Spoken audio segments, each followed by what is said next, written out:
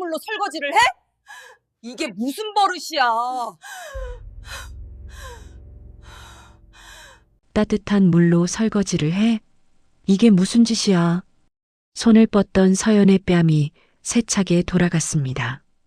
귀가 울렸습니다. 눈앞이 하얘졌습니다. 원래 설거지는 찬물로 해야 하는 거야. 뜨거운 물 쓰면 그릇에도 안 좋고 물값도 나간다고. 한겨울, 영하의 날씨. 얼음장 같은 찬물에 손이 빨개지도록 설거지를 하던 32살 며느리 서연. 몰래 보일러를 켰다가 시어머니에게 들키고 말았습니다. 서연의 손은 동상이 걸릴 듯 시퍼렇게 얼어 있었습니다. 손톱 밑은 파랗게 질렸습니다.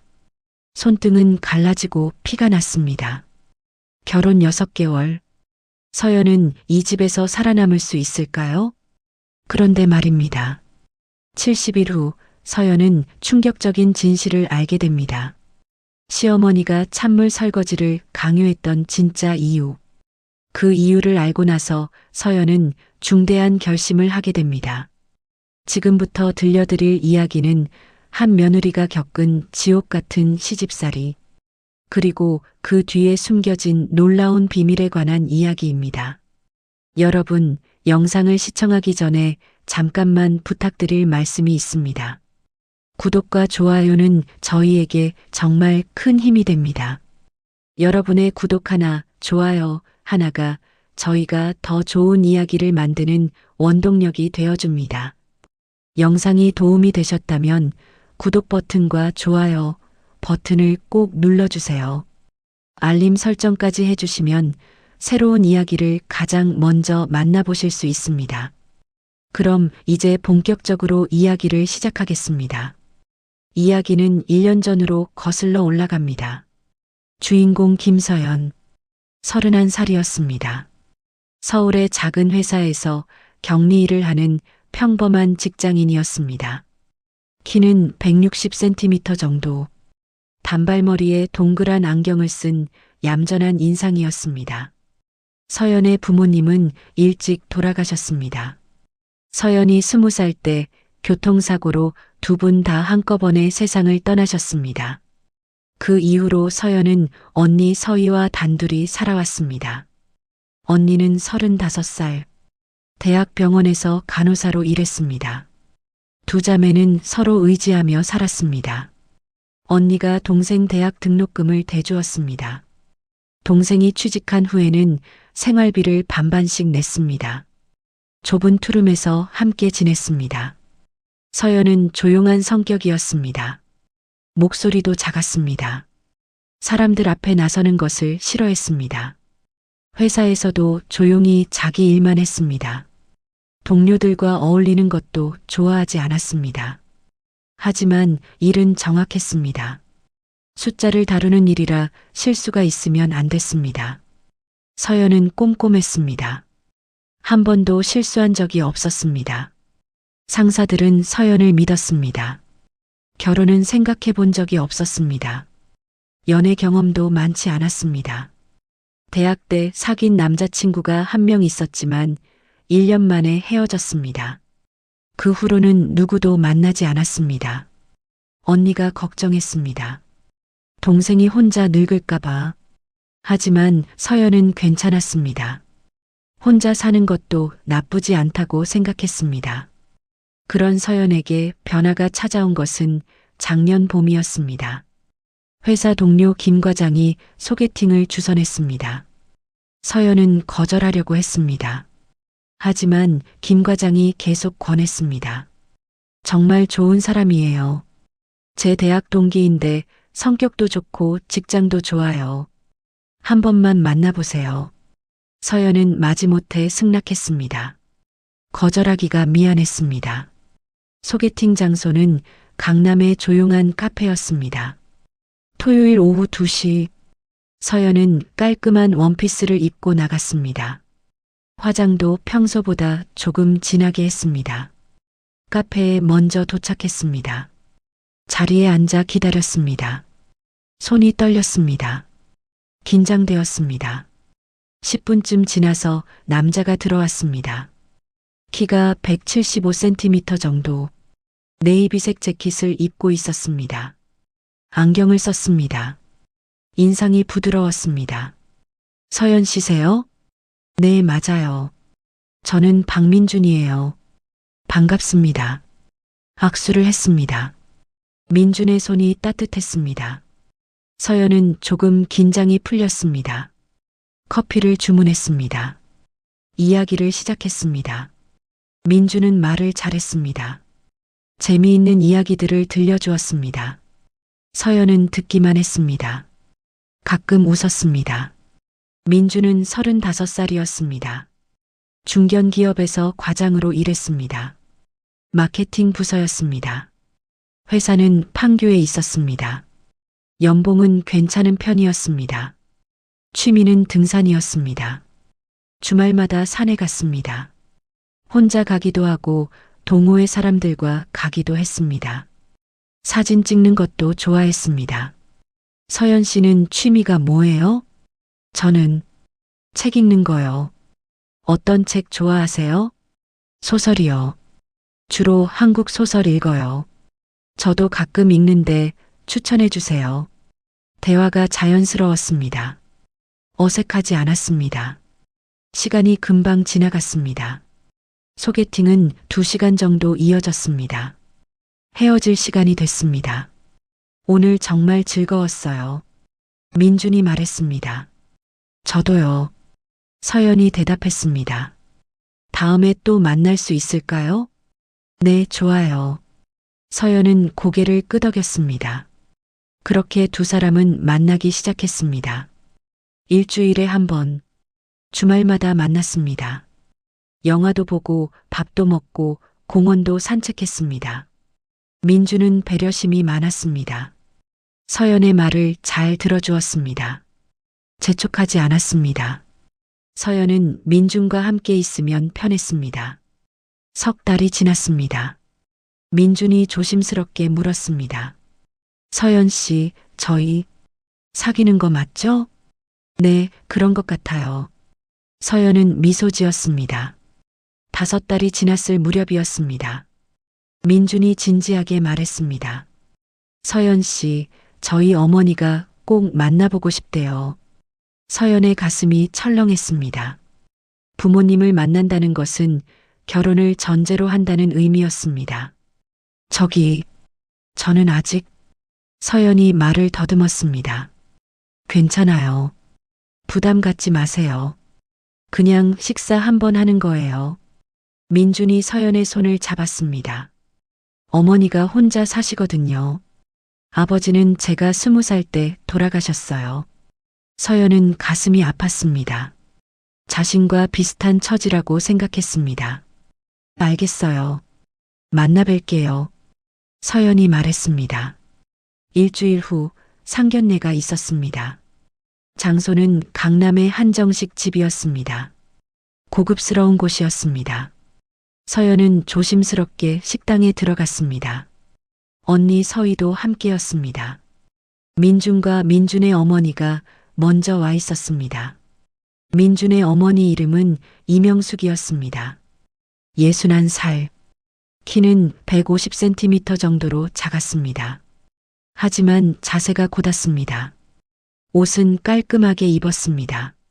머리는 단정하게 빗어 넘겼습니다. 어머, 서연 씨구나.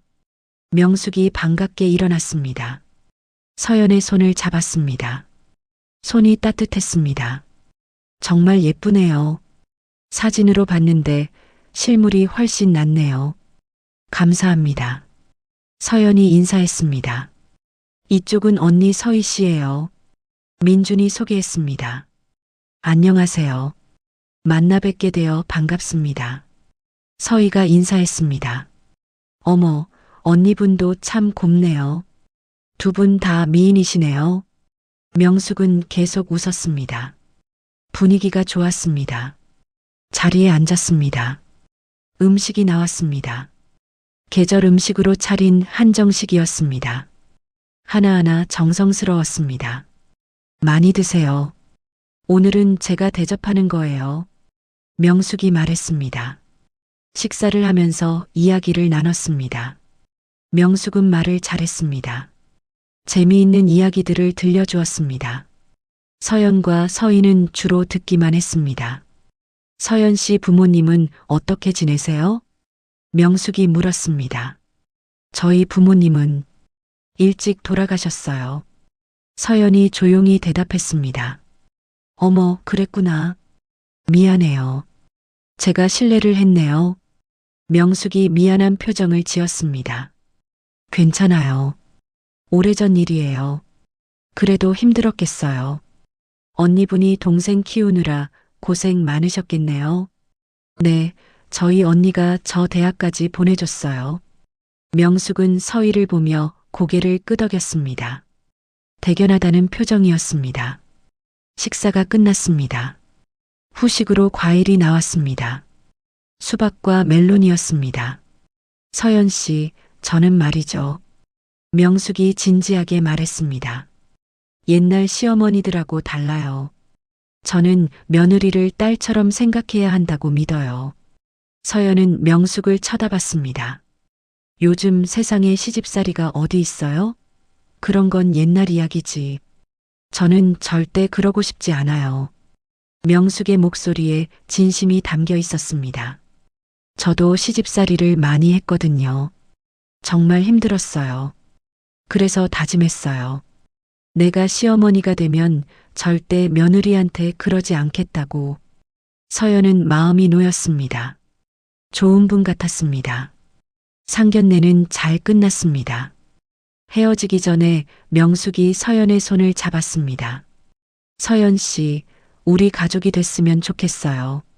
감사합니다, 어머니. 서연은 명숙을 어머니라고 불렀습니다. 집으로 돌아가는 차 안에서 언니가 말했습니다. 시어머니 될 분이 좋은 분 같더라. 응, 나도 그렇게 느꼈어. 서연은 안심했습니다. 결혼해도 괜찮을 것 같았습니다. 그날 밤 민준에게 전화가 왔습니다. 서연아, 어머니가 서연이 정말 마음에 든대. 민준의 목소리가 밝았습니다. 나도 어머니 좋았어. 그치? 우리 어머니 좋은 분이야. 응. 서연아, 우리 결혼할까? 민준이 조심스럽게 물었습니다. 서연은 잠시 생각했습니다. 그리고 대답했습니다. 응, 좋아. 정말? 응, 결혼하자. 그렇게 두 사람은 약혼했습니다. 결혼 날짜를 잡았습니다. 석 달 후였습니다. 하지만 서연은 아직 몰랐습니다. 앞으로 자신에게 닥칠 일들을, 시어머니의 진짜 모습을, 그리고 지옥 같은 시집살이를, 모든 것은 결혼식이 끝난 후부터 시작될 것이었습니다. 약혼 후 석 달이 지났습니다. 그동안 결혼 준비를 했습니다. 혼수를 장만했습니다. 가전제품을 샀습니다. 가구도 샀습니다. 명숙이 많이 도와주었습니다. 서연아, 이거 사야 해. 저거도 필요하고. 명숙은 친절했습니다. 이것저것 챙겨주었습니다. 좋은 물건을 싸게 살 수 있는 곳도 알려주었습니다. 신혼집은 서울 구로구에 있는 아파트였습니다. 20평대. 크지는 않았지만 신혼부부가 살기에는 적당했습니다. 시어머니 집에서는 걸어서 10분 거리였습니다. 명숙이 제안한 곳이었습니다. 가까이 있어야 무슨 일 있을 때 도와주기 편하잖아. 민준도 찬성했습니다. 그래, 어머니 혼자 사시니까 가까운 게 좋아. 서연도 반대하지 않았습니다. 가까운 것도 나쁘지 않다고 생각했습니다. 결혼식 날이 다가왔습니다. 날씨가 좋았습니다. 가을의 시작이었습니다. 하늘이 높고 푸르렀습니다. 서연은 웨딩드레스를 입었습니다. 하얀 드레스가 잘 어울렸습니다. 화장도 예쁘게 했습니다. 머리도 곱게 올렸습니다. 언니가 울었습니다. 서연아, 진짜 예쁘다. 우리 서연이 이렇게 컸네.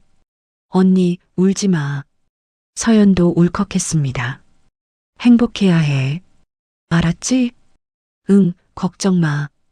결혼식이 시작됐습니다. 하객들이 모였습니다. 200명 정도 왔습니다. 회사 사람들, 친구들, 친척들. 입장 음악이 흘렀습니다. 서연이 천천히 걸어갔습니다. 민준이 앞에서 기다리고 있었습니다. 환하게 웃고 있었습니다. 두 사람은 단상에 올랐습니다. 주례 선생님의 말씀이 이어졌습니다. 신랑 박민준 씨, 신부 김서연 씨를 평생의 반려자로 맞이하여 사랑하고 아끼겠습니까? 네, 그렇게 하겠습니다. 민준이 큰 소리로 대답했습니다. 신부 김서연 씨, 신랑 박민준 씨를 평생의 반려자로 맞이하여 사랑하고 아끼겠습니까? 네, 그렇게 하겠습니다. 서연도 대답했습니다. 목소리가 떨렸습니다. 그럼 이제 두 분은 부부입니다. 하객들이 박수를 쳤습니다. 축하 인사가 이어졌습니다. 식이 끝나고 피로연이 시작됐습니다. 음식이 푸짐했습니다. 하객들이 맛있게 먹었습니다. 서연과 민주는 하객들에게 인사를 했습니다. 한 사람 한 사람 감사 인사를 드렸습니다. 다리가 아팠습니다. 하지만 행복했습니다. 명숙도 기뻐했습니다. 하객들에게 인사를 했습니다. 우리 며느리 예쁘죠? 착하기도 하고요. 명숙은 자랑스러워했습니다. 서연은 기분이 좋았습니다. 신혼여행은 제주도로 갔습니다. 4박 5일. 짧지만 알찬 여행이었습니다. 바다를 보고 맛있는 음식을 먹고 예쁜 카페도 갔습니다. 사진도 많이 찍었습니다. 민주는 서연을 잘 챙겼습니다. 무거운 짐도 들어주고 피곤할 때는 쉬자고 했습니다. 서연은 행복했습니다. 결혼을 정말 잘한 것 같았습니다. 하지만 신혼여행에서 돌아오고 나서부터 일상은 조금씩 달라지기 시작했습니다. 신혼여행 다음 날 월요일 아침이었습니다. 서연은 출근 준비를 했습니다. 민준도 출근했습니다. 회사에서 일을 하는데 시어머니에게서 전화가 왔습니다. 서연아, 오늘 저녁에 우리 집에서 먹자. 아, 네 어머니. 서연은 승낙했습니다. 저녁 7시에 와. 네, 알겠습니다. 전화를 끊고 민준에게 문자를 보냈습니다. 오늘 저녁에 어머니 댁에 가야 한다고. 민준이 답장했습니다. 알았다고. 자기도 퇴근하고 바로 가겠다고. 퇴근 후 서연은 시어머니 집으로 갔습니다. 민준이 먼저 도착해 있었습니다. 어서 와, 서연아. 명숙이 반겼습니다. 신혼여행 어땠어? 좋았어요, 어머니. 그래, 다행이다. 식탁에는 음식이 차려져 있었습니다. 불고기, 된장찌개, 나물 반찬들. 정성스럽게 준비한 게 보였습니다. 많이 먹어. 신혼여행 가서 피곤했을 텐데. 감사합니다. 세 사람은 식사를 했습니다. 민준과 명숙은 이야기를 많이 했습니다. 서연은 주로 듣기만 했습니다. 식사가 끝났습니다. 서연이 자연스럽게 일어났습니다. 설거지를 하려고. 어머니, 제가 할게요. 아니야, 앉아 있어. 내가 할게. 명숙이 말렸습니다. 아니에요. 제가 해야죠. 서연은 부엌으로 갔습니다. 그릇들을 개수대로 옮겼습니다. 수돗물을 틀었습니다. 11월 초, 날씨가 쌀쌀해졌습니다. 물이 차가웠습니다. 서연은 습관적으로 온수 쪽 수도꼭지를 돌렸습니다. 그런데 따뜻한 물이 나오지 않았습니다. 계속 찬물만 나왔습니다. 어머니, 온수가 안 나와요. 서연이 소리쳤습니다. 아, 그래. 명숙이 부엌으로 왔습니다. 보일러가 고장났나 봐. 그러면서 명숙은 수도꼭지를 이리저리 만져봤습니다. 이상하네. 어제까지는 잘 나왔는데. 수리기사 불러야 하는 거 아니에요? 그래야 하나? 근데 지금은 늦었고. 내일 불러야겠다. 그럼 오늘은 어떻게 해요? 찬물로 하면 되지, 뭐. 겨울도 아니고 명숙은 태어났습니다. 서연은 어쩔 수 없이 찬물로 설거지를 했습니다. 손이 시렸습니다. 금방 손이 빨개졌습니다. 차가운 물에 손을 담그고 있으니 손가락 끝이 저렸습니다. 그래도 참았습니다. 하룻밤만 참으면 된다고 생각했습니다.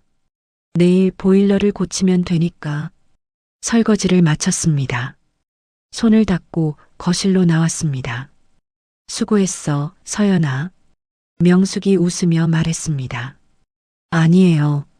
그럼 우리 이제 갈게요, 어머니. 민준이 일어서며 말했습니다. 그래, 조심해서 가. 집으로 돌아왔습니다. 손이 계속 시렸습니다. 핸드크림을 발랐습니다. 그제야 조금 나아졌습니다. 다음 날 서연은 시어머니에게 전화했습니다. 어머니, 보일러 고치셨어요? 아, 아직. 수리기사한테 전화했는데 바쁘대. 내일 온대. 아, 그래요? 응. 하루 이틀이면 되니까 걱정 마. 네.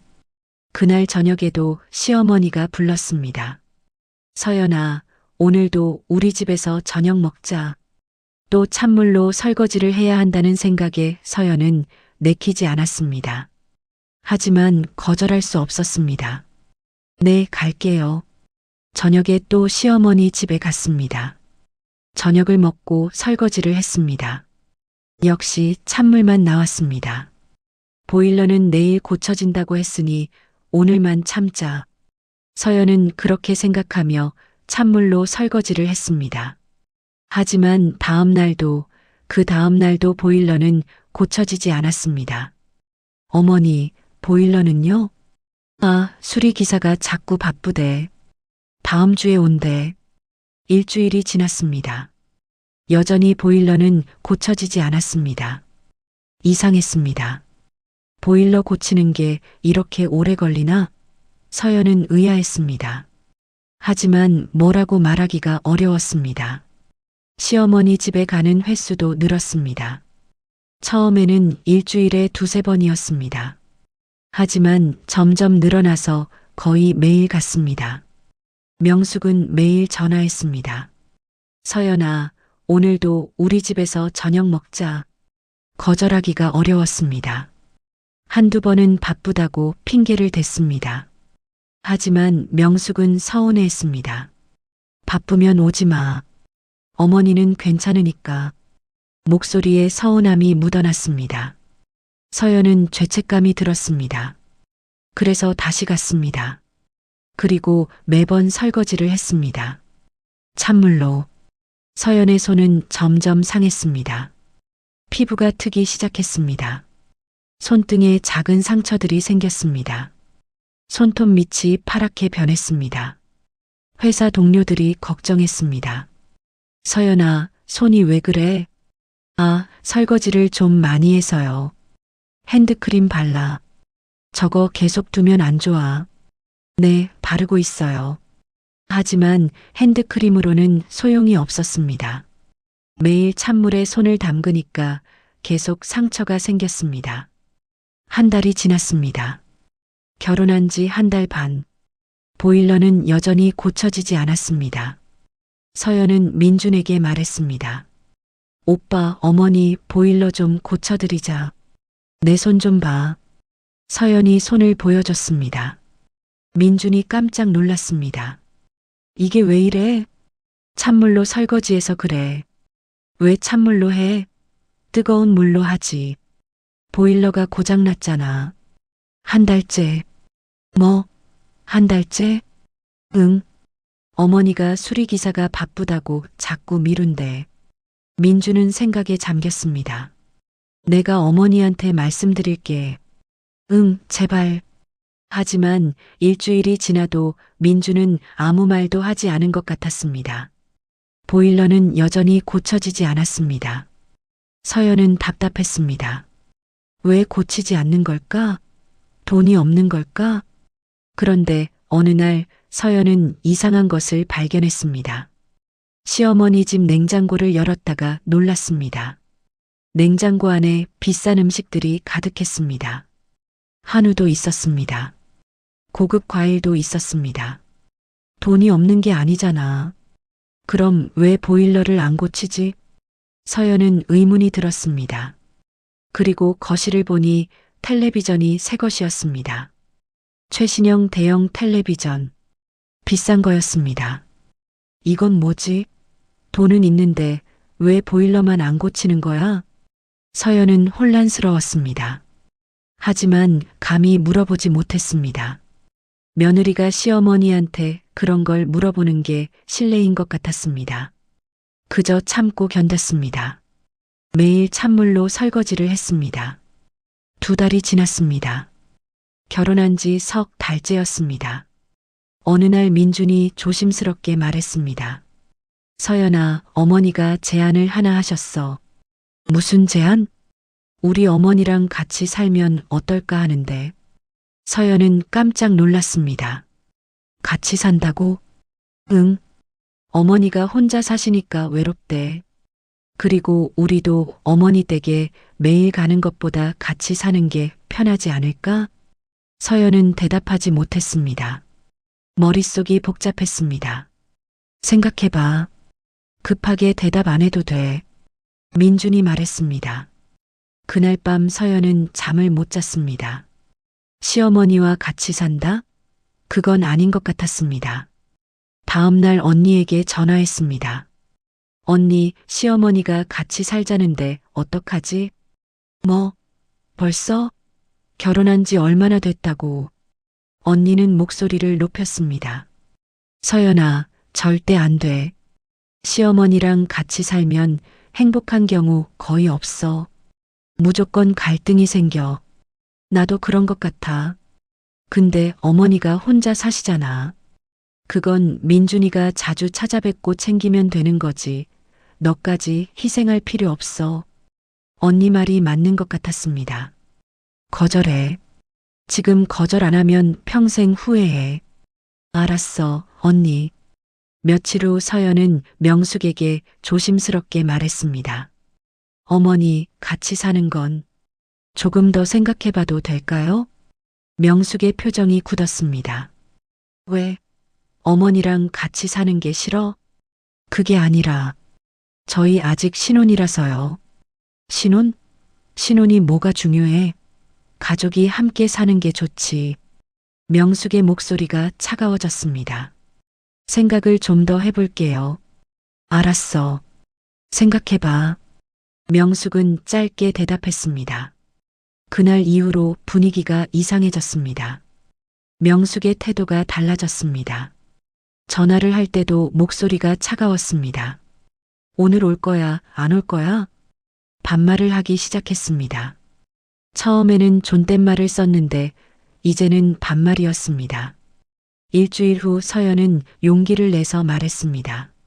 어머니, 죄송하지만 저희는 당분간 둘이 살고 싶어요. 명숙이 서연을 쏘아봤습니다. 그래, 알았어. 짧은 대답이었습니다. 하지만 표정이 무서웠습니다. 그날부터 명숙은 더욱 차가워졌습니다. 서연을 부르는 횟수는 오히려 늘었습니다. 거의 매일 전화했습니다. 오늘도 와. 명령하는 투였습니다. 서연이 바쁘다고 하면 화를 냈습니다. 바빠? 일이 나보다 중요해? 그래서 서연은 갈 수밖에 없었습니다. 그리고 매번 설거지를 했습니다.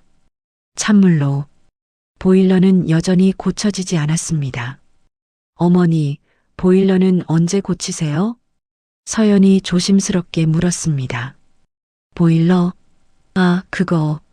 수리비가 비싸서 아직 못했어. 명숙은 짜증스럽게 대답했습니다. 제가 수리비 낼게요. 서연이 제안했습니다. 뭐? 명숙이 서연을 쏘아봤습니다. 내가 수리비를 낸다고? 이게 지금 나한테 돈이 없다는 소리야? 아니에요. 그게 아니라. 너 지금 시어머니 무시하는 거지? 내가 가난해서 보일러도 못 고친다고 생각하는 거야? 정말 그게 아니에요. 서연이 황급히 변명했습니다. 나가. 네. 나가라고. 당장 집에 가. 명숙이 소리쳤습니다. 서연은 울면서 집을 나왔습니다. 민주는 가만히 있었습니다. 어머니 편만 들었습니다. 집에 돌아와서 서연은 울었습니다. 억울했습니다. 잘못한 게 없는데 혼났습니다. 민준이 돌아왔습니다. 서연에게 화를 냈습니다. 서연아, 어머니한테 왜 그래? 내가 뭘 잘못했는데? 어머니 기분 나쁘게 하면 어떡해? 돈 이야기를 왜 꺼내? 손이 아파서 그런 거잖아. 서연이 소리쳤습니다. 그래도 그렇지. 어머니 자존심 상하게 하면 안 되지. 민주는 어머니 편만 들었습니다. 서연은 민준과도 싸웠습니다. 그날 밤 서연은 혼자 울었습니다. 결혼이 이렇게 힘든 줄 몰랐습니다. 다음 날 명숙에게서 문자가 왔습니다. 오늘 저녁에 와. 명령이었습니다. 서연은 가고 싶지 않았습니다. 하지만 안 가면 또 문제가 생길 것 같았습니다. 결국 갔습니다. 얼굴을 마주했습니다. 명숙은 아무 말도 하지 않았습니다. 그냥 식사를 했습니다.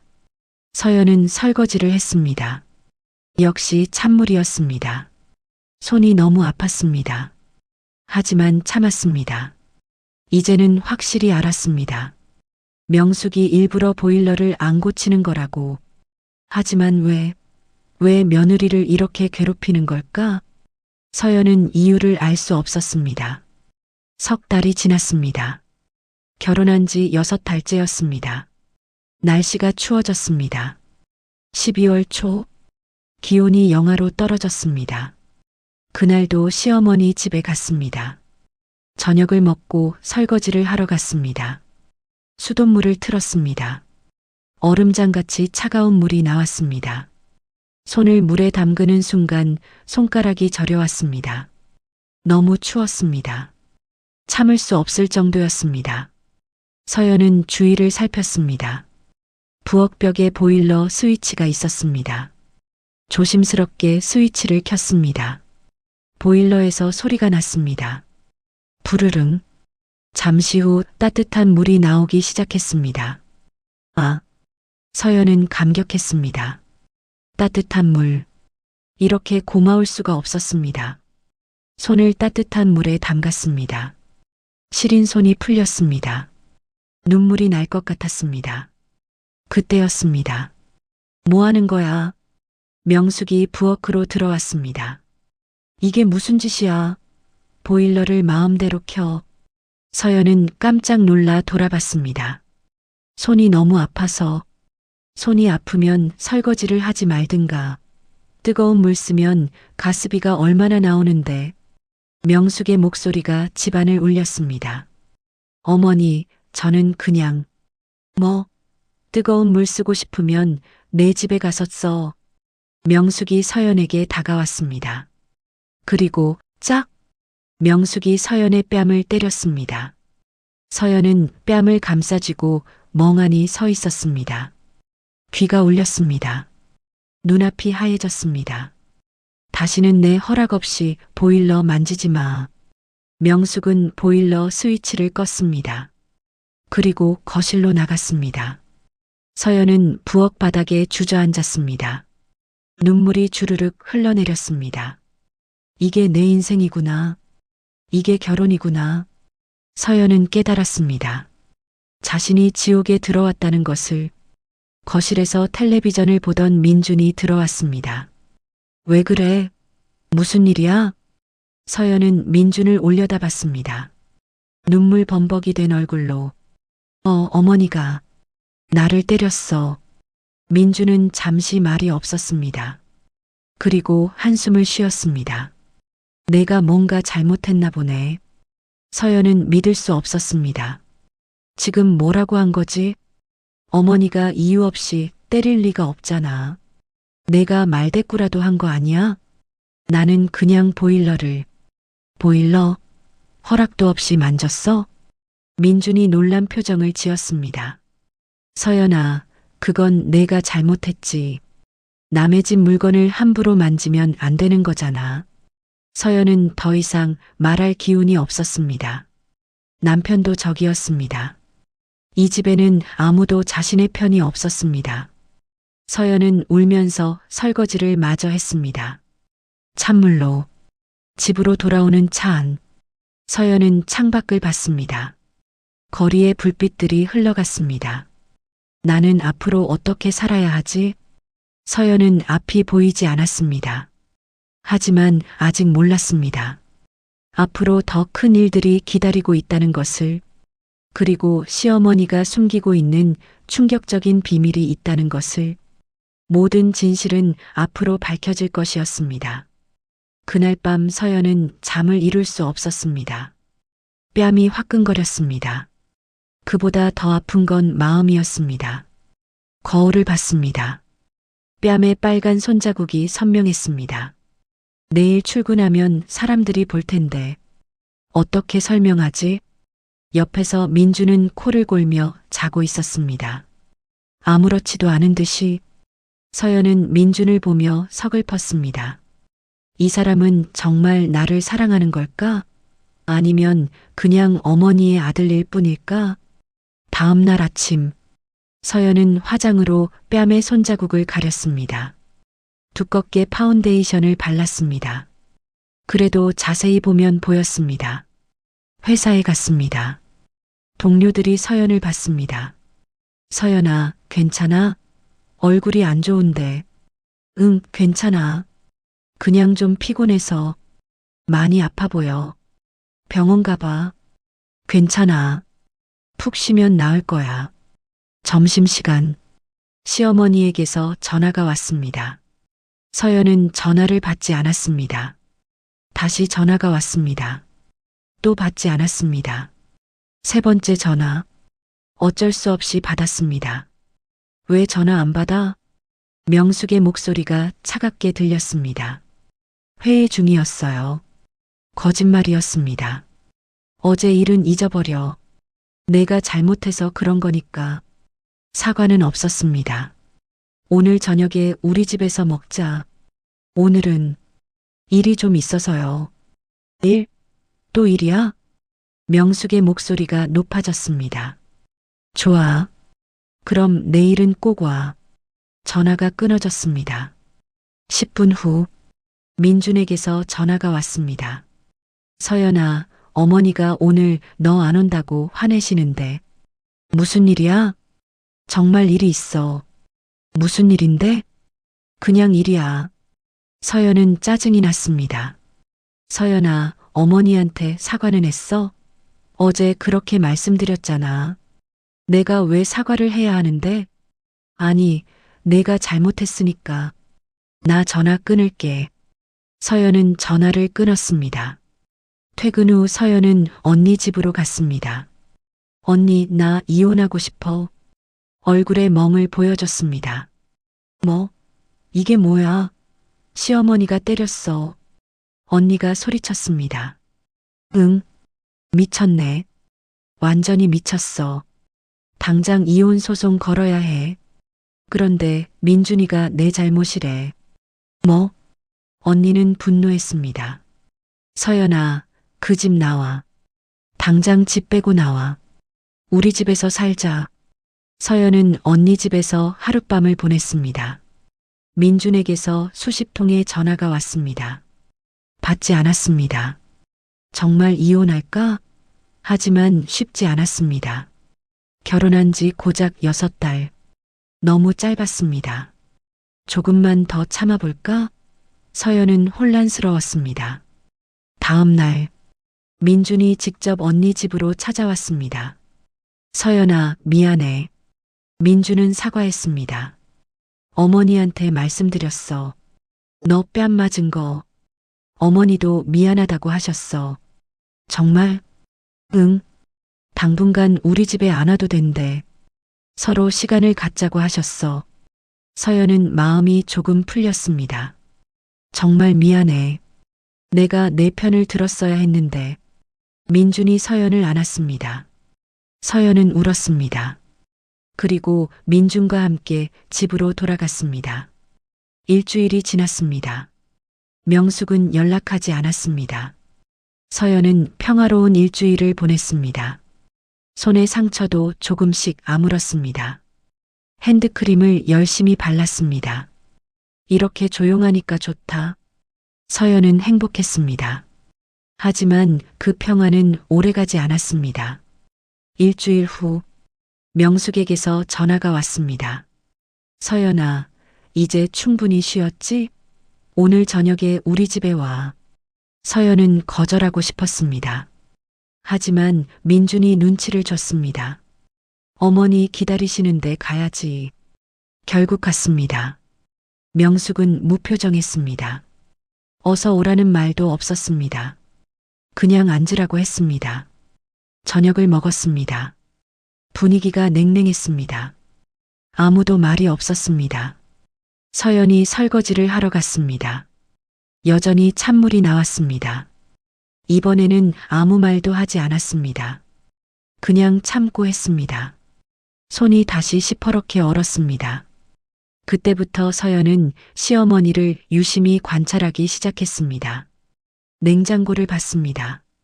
비싼 음식들이 가득했습니다.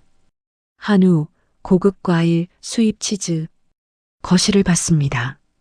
최신형 텔레비전, 비싼 소파, 새로 산 공기청정기. 돈이 있잖아. 그럼 왜 보일러를 안 고치지?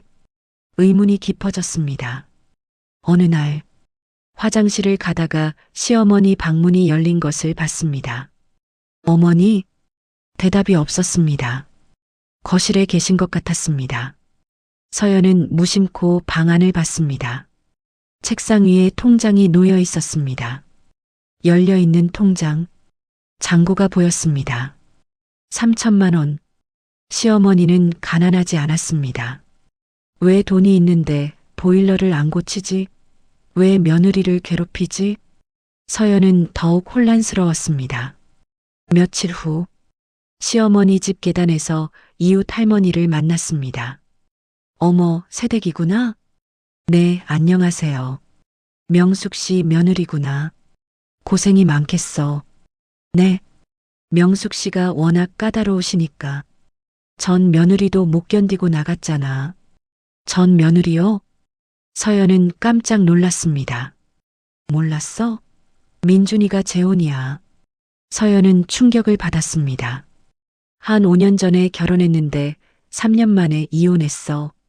시어머니가 너무 심하게 대해서 견디다 못해 나갔다더라고. 그런 일이 조심해야 할 거야. 명숙 씨는 며느리를 종 부리듯 하는 사람이야. 할머니의 말이 머릿속에서 맴돌았습니다. 집에 와서 민준을 기다렸습니다. 오빠, 나한테 숨긴 거 있지? 응? 뭐? 오빠 재혼이지? 민준의 얼굴이 굳었습니다. 누가 그래? 이웃 할머니가 말씀하시던데. 전 며느리가 있었다고. 민준은 한참 말이 없었습니다. 왜 말 안 했어? 서연이 소리쳤습니다. 말하려고 했는데 타이밍이 없었어. 타이밍? 결혼 전에 말했어야지. 미안해. 민준은 고개를 숙였습니다. 전 며느리는 왜 나갔는데? 어머니랑 안 맞아서. 구체적으로? 계속 싸웠어. 어머니를 이해하지 못했어. 민준은 더 이상 말하지 않았습니다. 서연은 결심했습니다. 전 며느리를 찾아야겠다고. 이웃 할머니에게 다시 갔습니다. 혹시 전 며느리 연락처 아세요? 글쎄, 이름은 정미라였던 것 같은데. 서연은 소셜미디어를 뒤졌습니다. 정미라를 검색했습니다. 같은 나이대의 정미라가 여럿 나왔습니다. 몇 명에게 메시지를 보냈습니다. 안녕하세요. 저는 박민준 씨와 재혼한 김서연입니다. 꼭 만나서 여쭤볼 게 있습니다. 일주일 후 한 사람에게서 답장이 왔습니다. 저예요. 카페에서 만나요. 드디어 만나게 되었습니다. 전 며느리 정미라. 약속 장소는 홍대 근처의 조용한 카페였습니다. 서연은 일찍 도착해서 기다렸습니다. 긴장되었습니다. 10분 후 한 여자가 들어왔습니다. 38살쯤 돼 보였습니다. 마른 체형의 긴 생머리, 피곤한 표정이었습니다. 서연 씨세요? 네. 미라 씨시죠? 네. 두 사람은 자리에 앉았습니다. 커피를 주문했습니다. 연락 주셔서 감사해요. 다시는 그 집 생각하고 싶지 않았는데, 그래도 당신이 걱정돼서 나왔어요. 미라가 먼저 말을 꺼냈습니다. 저도 처음엔 시어머니가 좋으신 줄 알았어요. 상견례 때 정말 친절하셨거든요. 저도요. 서연이 맞장구 쳤습니다. 그런데 결혼하고 나서 완전히 달라지셨어요. 찬물로 설거지하라고 하고 고무장갑도 끼지 말래요. 저도요. 서연은 놀랐습니다. 똑같았습니다. 뺨도 맞았어요. 저도 맞았어요. 두 사람은 서로를 쳐다봤습니다. 같은 고통을 겪은 사람끼리의 공감이었습니다. 그게 다가 아니에요. 미라가 말을 이었습니다.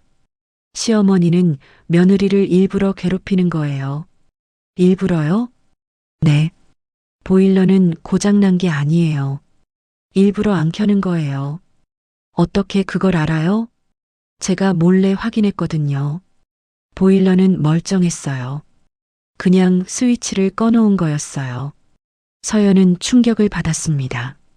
왜 그러시는 걸까요? 처음엔 저도 몰랐어요. 그런데 나중에 알았어요. 시어머니는 며느리가 고생해야 한다고 믿는 사람이에요. 본인도 시집살이 엄청 하셨대요. 그걸 며느리한테도 똑같이 시키는 거예요. 세상에. 서연 씨, 빨리 나오세요.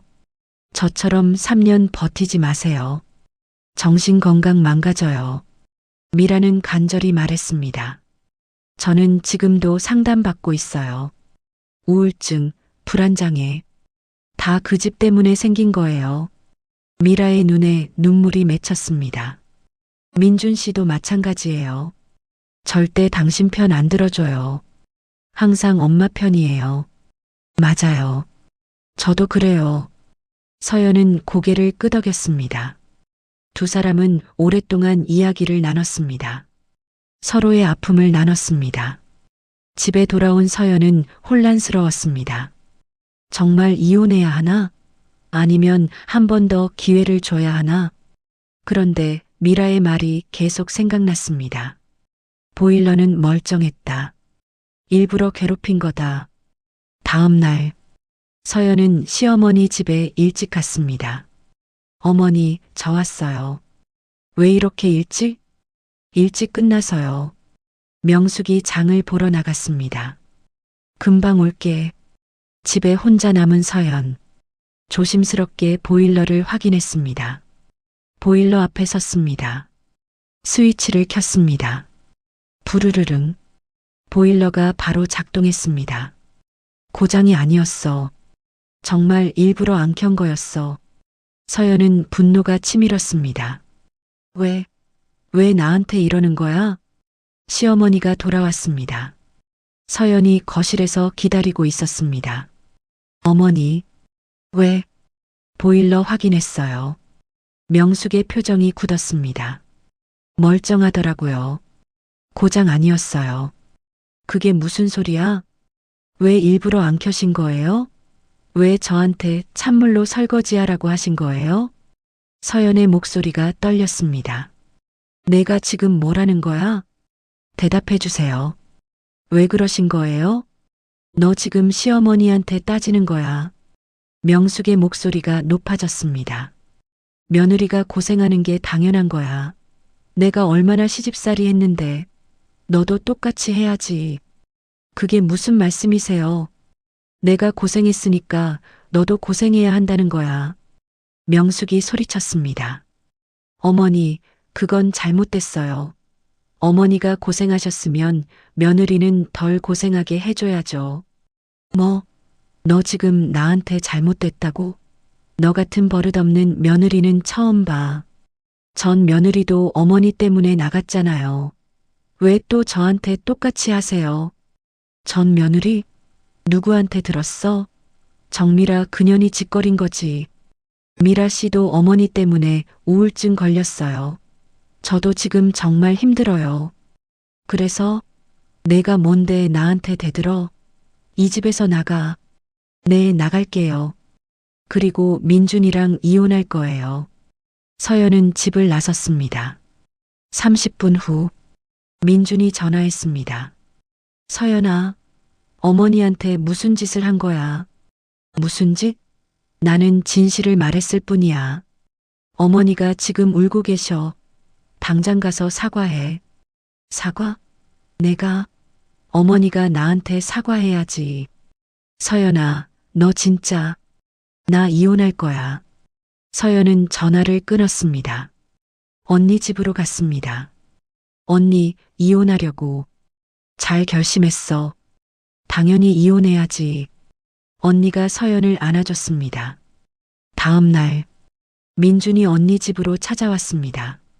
서연아, 제발 어머니한테 사과해. 싫어.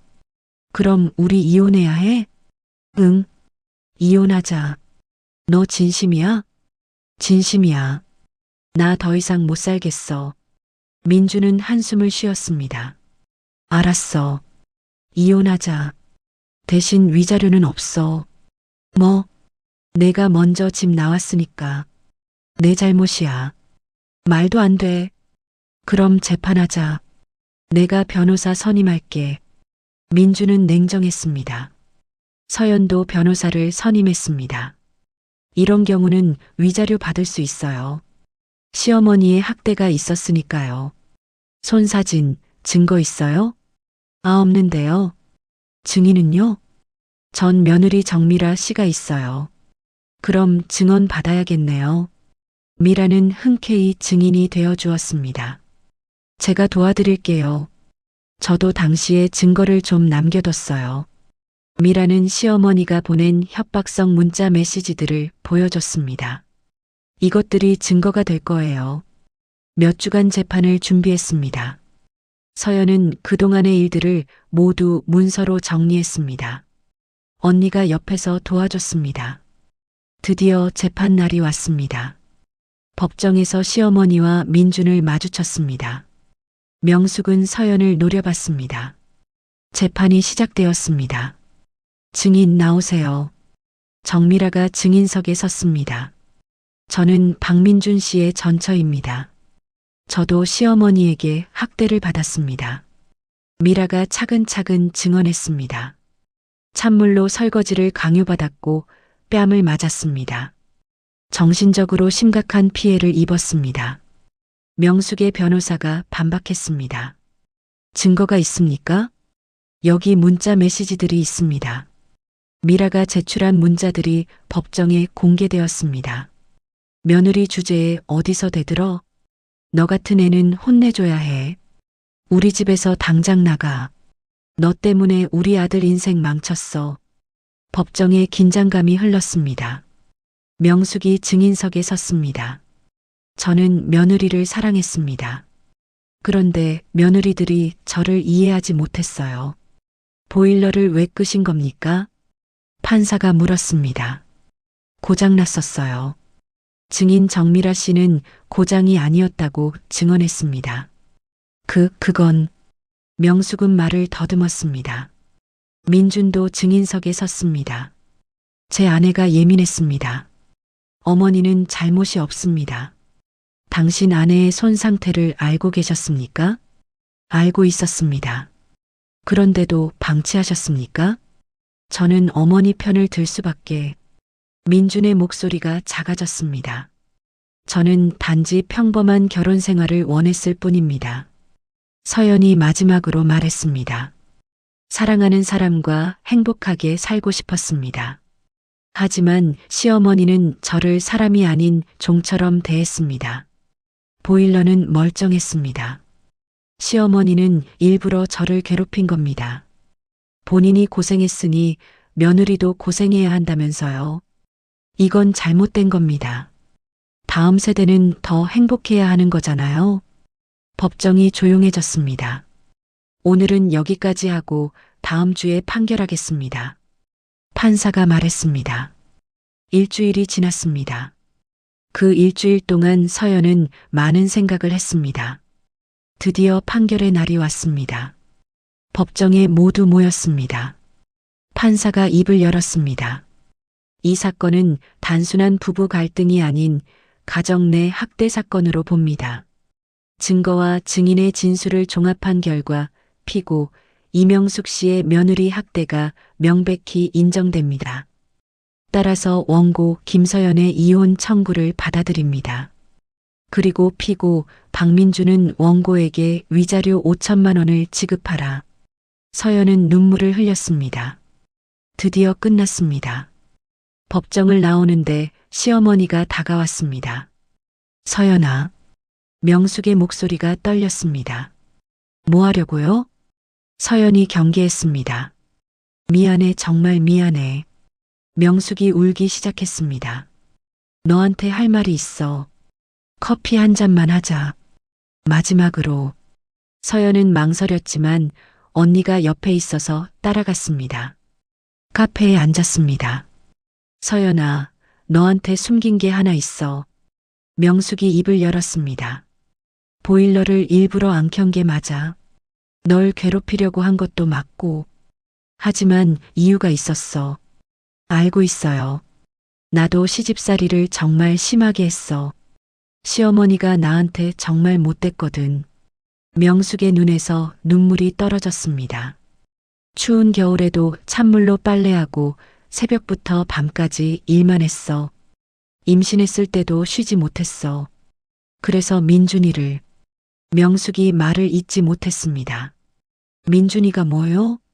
민준이가 내가 너무 힘들게 일해서 조산으로 태어났어. 그래서 어릴 때 많이 아팠어.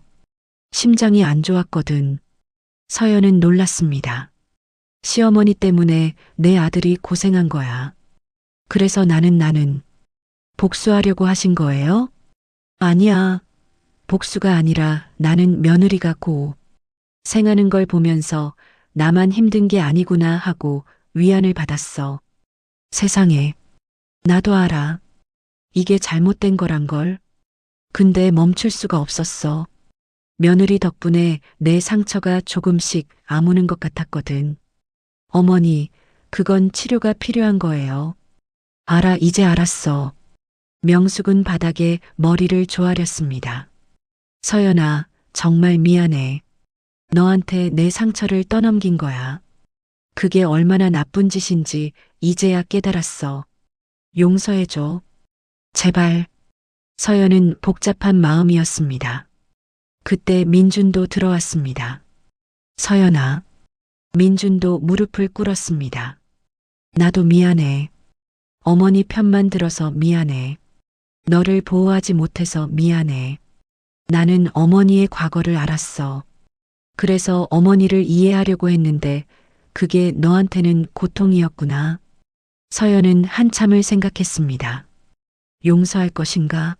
아니면 그냥 떠날 것인가? 어머니, 그리고 민준 씨. 어머니의 아픔은 이해해요. 하지만 그게 저를 괴롭힐 이유는 안 돼요. 저도 사람이에요. 저도 아프고 힘들어요. 어머니, 상담 받으세요. 어머니의 상처부터 치유하셔야 해요. 알겠어, 그렇게 할게. 명숙이 고개를 끄덕였습니다.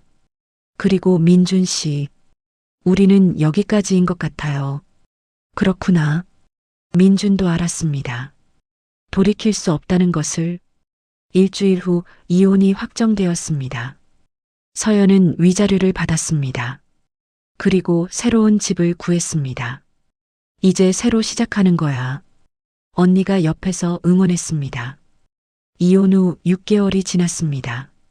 서연은 새로운 삶을 살고 있었습니다. 회사도 이직했습니다. 더 좋은 조건의 회사로. 심리 상담도 받았습니다. 상처를 치유하기 위해. 어느 날 마트에서 민준을 우연히 만났습니다. 서연아. 오빠 아니, 민준 씨. 잘 지내? 응, 잘 지내. 둘 사이에 어색한 침묵이 흘렀습니다. 어머니가 상담받고 계셔. 민준이 말했습니다. 그래. 잘 됐네. 많이 변하셨어. 자기 잘못을 인정하시더라. 다행이네. 서연아, 나도 상담받고 있어. 내가 얼마나 잘못했는지 알았어. 너한테 정말 미안해. 그때 널 지켜줬어야 했는데. 민준의 눈에 눈물이 맺혔습니다. 이제 와서 미안하다고 해도 다 소용없지만. 괜찮아. 이제 다 지난 일이야.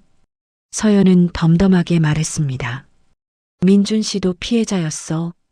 시어머니의 상처가 민준 씨한테도 전해진 거니까. 근데 나는 더 이상 그 상처의 일부가 되고 싶지 않아. 알아. 당연해. 한 달 후 미라에게서 연락이 왔습니다. 서연 씨, 저 재혼했어요. 정말 축하해. 행복해요. 지금 남편은 저를 정말 소중하게 대해줘요. 서연 씨도 꼭 좋은 사람 만나요. 미라의 목소리가 밝았습니다. 어느 날 명숙에게서 편지가 왔습니다. 서연아, 요즘 나는 상담을 받으면서 내가 얼마나 나쁜 사람이었는지 깨닫고 있어. 너한테 한 짓들이 용서받을 수 없다는 것도 알아. 하지만 그래도 말하고 싶었어. 정말 미안하다고. 너는 아무 잘못이 없었어. 모든 게 내 잘못이야. 내 상처를 너한테 떠넘긴 거. 그게 얼마나 비겁한 짓인지 이제야 알았어. 앞으로 나는 다른 며느리를 괴롭히는 시어머니들에게 내 이야기를 할 거야. 그들도 나처럼 깨닫게. 서연아, 행복해야 해. 내가 정말 행복하기를 바랄게. 명숙. 서연은 답장을 썼습니다. 어머니, 편지 잘 받았습니다. 저도 이제는 어머니를 이해할 수 있을 것 같아요. 어머니도 피해자였다는 것을. 하지만 어머니도 아시다시피 이해와 용서는 다릅니다. 저는 아직 완전히 용서할 준비가 안 됐어요. 하지만 언젠가는 용서할 수 있을 거라고 믿습니다. 어머니, 어머니의 상처도 치유되길 바랍니다. 그리고 다시는 그 상처를 다른 사람한테 주지 않기를 바랍니다. 서연. 이혼 후 1년이 지났습니다. 서연은 완전히 다른 사람이 되어 있었습니다. 자신감도 생기고 밝아졌습니다. 새로운 취미도 생겼습니다. 요가와 그림 그리기. 회사에서 새로운 사람을 만났습니다. 같은 부서의 김태우. 36살. 온화한 성격의 남자. 서연 씨, 오늘 저녁에 커피 한 잔 할래요? 좋아요. 서연은 미소 지었습니다. 태우와 만나면서 서연은 조심스러웠습니다. 또 실패하면 어떡하지? 하지만 태우는 달랐습니다. 서연의 이야기를 들어주고 공감해 주었습니다. 서연 씨가 겪은 일은 정말 힘들었겠어요. 몇 달 후 태우가 말했습니다. 서연 씨, 우리 엄마 만나볼래요? 서연은 움찔했습니다. 저기, 걱정 마세요. 우리 엄마 정말 좋은 분이에요. 며느리를 딸처럼 대하시는 분이거든요. 정말요? 네, 약속할게요. 태우의 어머니는 정말 달랐습니다. 어머, 서연 씨 정말 예쁘시네요. 첫 만남부터 따뜻했습니다. 태우가 서연 씨 이야기 많이 했어요. 정말 좋은 분이라고요. 식사를 하면서도 서연을 편하게 대해 주었습니다. 서연 씨, 편하게 먹어요. 우리 이제 가족이 될지도 모르잖아요. 태우와의 만남을 통해 서연은 조금씩 치유되었습니다. 모든 시어머니가 나쁜 건 아니구나. 모든 남자가 민준이 같은 건 아니구나. 서연은 다시 사랑을 믿게 되었습니다. 1년 후 태우가 프러포즈했습니다. 서연 씨, 저와 결혼해 주세요. 서연은 눈물을 흘렸습니다. 좋아요. 이번에는 행복한 눈물이었습니다. 결혼식 날, 서연은 아름다운 웨딩드레스를 입고 있었습니다. 언니가 눈물을 흘렸습니다. 서연아, 이번엔 정말 행복할 거야. 응, 언니. 나 정말 행복해. 결혼식장에 뜻밖의 손님이 왔습니다. 명숙이었습니다. 서연아, 명숙은 멀리서 서연을 바라봤습니다. 그리고 조용히 축하 봉투를 두고 돌아서려고 했습니다. 어머니, 서연이 명숙을 불렀습니다. 서연아, 와주셔서 감사해요. 축하한다. 정말 이번에는 행복하길 바랄게. 명숙의 눈에 눈물이 맺혔습니다. 어머니도 행복하세요. 서연이 미소 지었습니다. 두 사람은 포옹했습니다. 결혼 후 서연은 정말 행복했습니다. 태우는 서연을 존중해 주었습니다. 시어머니도 며느리를 아껴 주었습니다. 저녁을 먹고 설거지를 할 때 시어머니가 말했습니다. 서연아, 뜨거운 물 나오지? 손 트면 안 되니까 물 따뜻하게 해서 써. 서연은 눈물이 날 뻔했습니다. 어느 날 서연은 예전에 살던 동네를 지나갔습니다. 민중과 살던 집, 시어머니 집, 이제는 아무 감정도 들지 않았습니다. 나는 이제 괜찮아. 서연은 미소 지었습니다. 과거는 과거일 뿐. 이제는 행복한 현재가 있으니까. 여러분, 서연의 이야기는 여기서 끝납니다. 시집살이로 힘들어하던 며느리, 과거의 상처로 며느리를 괴롭히던 시어머니. 하지만 결국 둘 다 그 악순환에서 벗어났습니다. 서연은 용기를 냈고 명숙은 자신의 잘못을 깨달았습니다. 여러분 중에도 시집살이로 힘들어 하시는 분이 계신가요? 참는 것만이 능사가 아닙니다. 때로는 용기 있게 말해야 합니다. 이건 잘못됐어요. 나도 사람이에요. 나도 존중받을 권리가 있어요. 그리고 시어머니 되실 분들께도 말씀드립니다. 며느리는 종이 아닙니다. 소중한 우리 딸입니다. 내가 고생했다고 며느리도 고생해야 하는 건 아닙니다. 오히려 내가 고생했기에 며느리는 덜 고생하게 해줘야 합니다. 그게 진정한 사랑이고 더 나은 세상을 만드는 방법입니다. 악순환은 누군가 끊어야 합니다. 그 시작이 바로 우리가 될 수 있습니다. 시집살이 문화. 이제는 끝내야 할 때입니다. 서로를 존중하고 사랑하는 가족 문화. 그게 우리가 만들어가야 할 새로운 문화입니다. 여러분 모두 행복한 가정 이루시길 바랍니다. 지금까지 긴 이야기 들어주셔서 정말 감사합니다. 오늘 영상은 어떠셨나요? 혹시 비슷한 경험이 있으시다면 댓글로 공유해 주세요. 여러분의 이야기가 다른 분들에게 큰 위로가 될 수 있습니다. 그리고 이 영상이 도움이 되셨다면 구독과 좋아요 버튼을 꼭 눌러주세요. 여러분의 작은 관심이 저희가 더 좋은 이야기를 만드는 큰 힘이 됩니다. 알림 설정까지 해주시면 새로운 이야기를 가장 먼저 만나보실 수 있습니다.